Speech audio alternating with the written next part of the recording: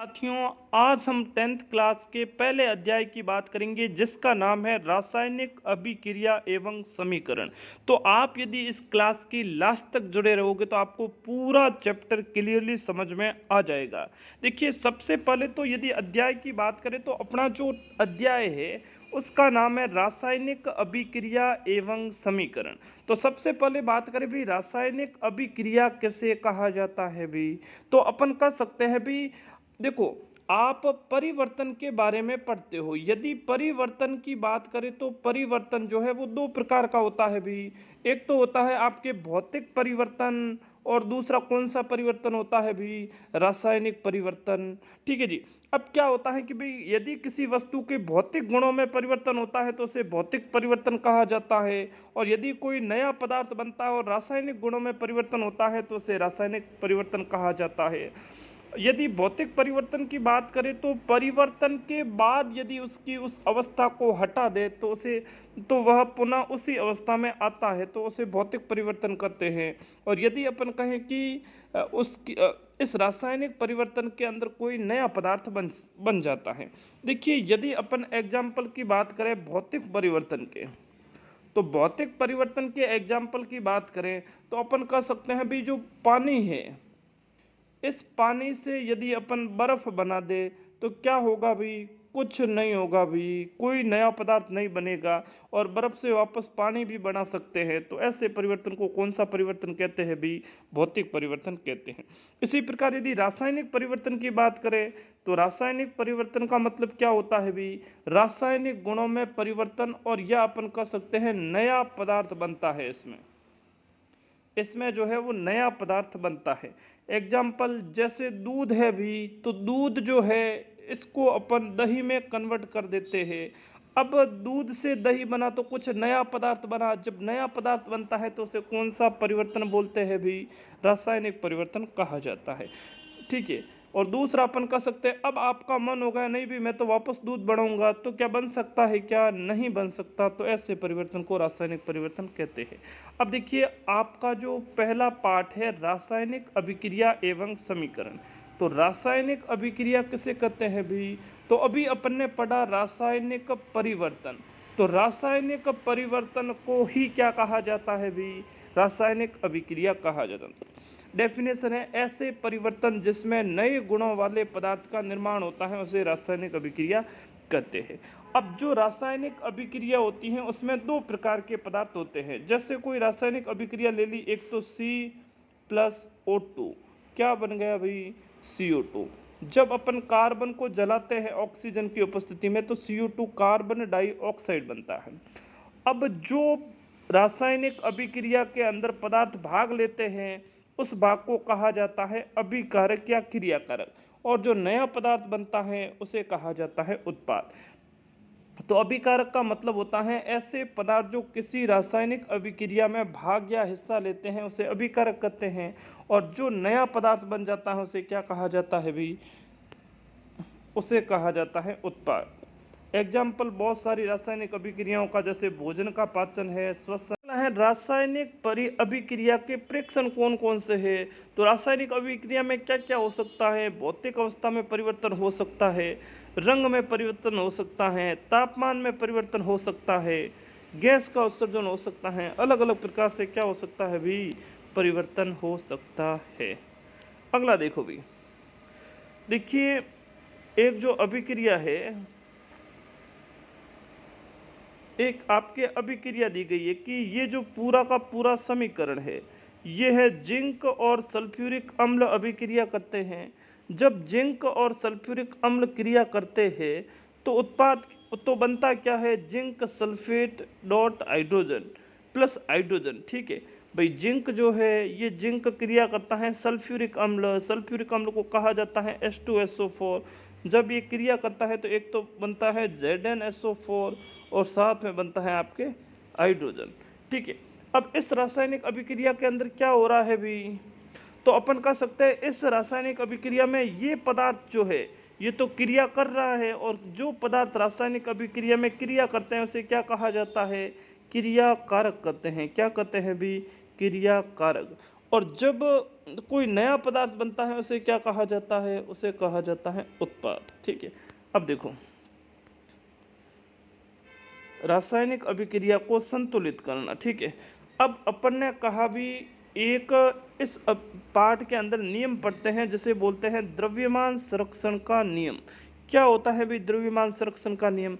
द्रव्यमान संरक्षण का नियम कहता है किसी भी रासायनिक अभिक्रिया में द्रव्यमान का न तो निर्माण होता है और न ही विनाश होता है। रासायनिक अभिक्रिया में उसके पहले अभिकारक और उसके पश्चात उत्पाद में द्रव्यमान जो है वो हमेशा समान रहता है। कैसे? एग्जाम्पल से बताते हैं। देखिए जी, ये दूध है, इस दूध से आपने दही बनाया। ये कैसी अभिक्रिया है भाई? ये रासायनिक अभिक्रिया है। अब मान के चलो दूध जो है आपने 1 kg ले लिया, तो कभी ऐसा हुआ है कि 1 kg दूध लिया और 10 kg दही बन गया? ऐसा नहीं होता है, ऐसा नहीं होता है। तो क्या होता है भाई? तो यदि 1 kg दूध लेंगे तो दही भी कितना बनेगा भाई? 1 kg बनेगा। तो जितना दूध लेंगे, जितने क्रियाकारक का भार होगा उतना ही किसका होगा? उत्पाद का होगा। न तो द्रव्यमान बढ़ता है और न ही कम होता है। इसी नियम को कौन सा नियम कहा जाता है? द्रव्यमान संरक्षण का नियम कहा जाता है। ठीक है, अब रासायनिक अभिक्रिया को आप संतुलित कैसे करते हो? तो इसके लिए एक विधि का उपयोग किया जाता है, उसे बोलते हैं हिट एंड ट्रायल विधि। ठीक है, इस विधि के द्वारा रासायनिक अभिक्रिया को संतुलित किया जाता है। अब देखो यहाँ पर जो है चरणबद्ध संतुलित करना। ठीक है, संतुलित कैसे करेंगे? यहाँ पर दिया गया है एक रासायनिक समीकरण है, इसको आप कैसे संतुलित करोगे? तो यहाँ पर Fe एक और अभिक्रिया करता है, जल से बनता है Fe2 और H2। तो अब इसको आप संतुलित कैसे करोगे? तो इसको संतुलित कैसे करते हैं अभी बताते हैं। तो संतुलित करोगे तो उसके कुछ न कुछ नियम होंगे। पहला चरण है रासायनिक समीकरण में समीकरण लिखकर प्रत्येक सूत्र के चारों ओर बॉक्स बनाओ। जो रासायनिक समीकरण है तो उसका लिखो, तो उसके चारों ओर ऐसे क्या करना है? सबसे पहले आपको बॉक्स बनाना है। बना दिया भी बॉक्स। अब दूसरा चरण क्या बोलता है? बॉक्स तो आपने बना दिया, उसके बाद दूसरा चरण बोलता है समीकरण में उपस्थित विभिन्न तत्वों के परमाणुओं की संख्या नोट करो। संख्या कैसे नोट करोगे भी? संख्या ऐसे नोट करते, देखो यहाँ देखोगे तो आपको Fe कितने मिल रहे हैं भी? इधर तो लिखना है अभिकारक और इधर लिखना है आपको उत्पाद। Fe यहाँ पर कितना है? 1, तो यहाँ लिख दिया 1, और यहाँ पर Fe 2 है, Fe2O3। Fe जो है 2 है, तो यहाँ 3 नहीं, यहाँ कितना हो जाएगा? 2 हो जाएगा। इधर यदि आप हाइड्रोजन देखोगे तो यहाँ पर हाइड्रोजन कितने हैं भी? 2 अणु है। और इधर हाइड्रोजन की बात करें तो इधर भी हाइड्रोजन कितने हैं? 2 है, तो 2 लिख दिया अपन ने। ऑक्सीजन की बात करें भी, तीसरा ऑक्सीजन परमाणु, तो इधर ऑक्सीजन कितना है भी? 1 है, और इधर ऑक्सीजन कितना है भी? 3 है। ये गलत लिखा गया, इधर ऑक्सीजन कितना है? इधर जो है आपके ऑक्सीजन हो जाएगा 3। ठीक है, अब देखो जब ये लिख लेते हैं तो तीसरा चरण आता है। तीसरे चरण में क्या करता है? सबसे अधिक परमाणु वाले तत्व को अभिकारक या उत्पाद की साइड अनुचित गुणांक लगाकर संतुलित कीजिए। ठीक है भाई, अपन ने कहा कि यहाँ पर देखो Fe2O4 होगा, है ना, 3 नहीं है, FeO4 होगा यहाँ पे। जब यहाँ 4 होगा ना तो यहाँ पर भी क्या हो जाएगा भाई? तो यहाँ पर भी ऑक्सीजन कितना हो जाएगा? 4 हो जाएगा। ठीक है, अब क्या होता है भी? यहाँ जो है ये Fe3, ये पूरी की पूरी रासायनिक अभिक्रिया जो है, तीसरा कहता है कि जहाँ पर अधिक परमाणु हैं वहाँ उससे गुणा कर दो। यहाँ पर देखो सबसे पहले ऑक्सीजन की बात करते हैं, तो ऑक्सीजन यहाँ पर कितने हैं भी? 4, यहाँ पर 0 है, तो इसके आगे 4 लिख दो। 4 से गुणा हो गए तो ऑक्सीजन 4 एकम 4 हो गए, और इधर भी ऑक्सीजन कितने हैं? 4। ठीक है, इसके बाद क्या करना है? सभी तत्वों के परमाणुओं को चरण 3 की भांति करना, जैसे अभी किया वैसे सभी को कर दो। यहाँ पर Fe3 है तो इधर आगे 3 लगा दो, 4 तो पहले लगाया ही था।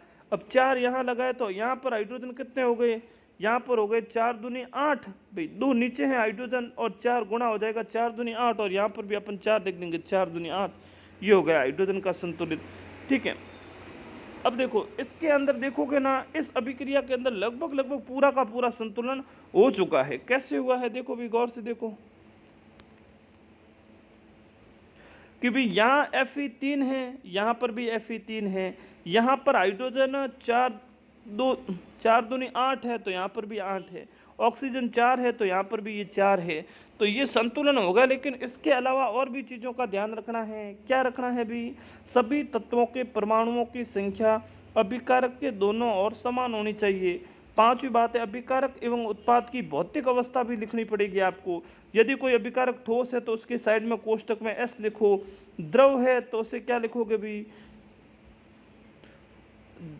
भाई ठोस जो है तो उसे लिखना है S सॉलिड, और द्रव है तो उसे लिखना है L लिक्विड, और यदि गैसीय अवस्था है तो उसके कोष्टक में क्या लिखना है, G लिखना है, और जलीय अवस्था है तो AQ एक्वस लिखना है। ठीक है, देखो जैसे ये Fe जो है ये ठोस है तो कोष्टक में S लिख दिया, ये हाइड्रोजन जो है ये गैस है तो यहाँ क्या लिखोगे, G लिखोगे कोष्टक में। छठे चरण में कुछ आवश्यक परिस्थितियां जैसे ताप, दाब, उत्प्रेरक का भी आपको वहाँ पे उपयोग करना है। यदि किसी उत्प्रेरक का उपयोग करना है तो उसको तीर के निशान के ऊपर लिख देना है। ये हो गया आपके रासायनिक समीकरण और संतुलित करने की विधि। अब इससे आगे जो भी रासायनिक अभिक्रियाओं के प्रकार हैं वो पढ़ेंगे जब भी हमारी अगली क्लास होगी। जय हिंद, जय भारत।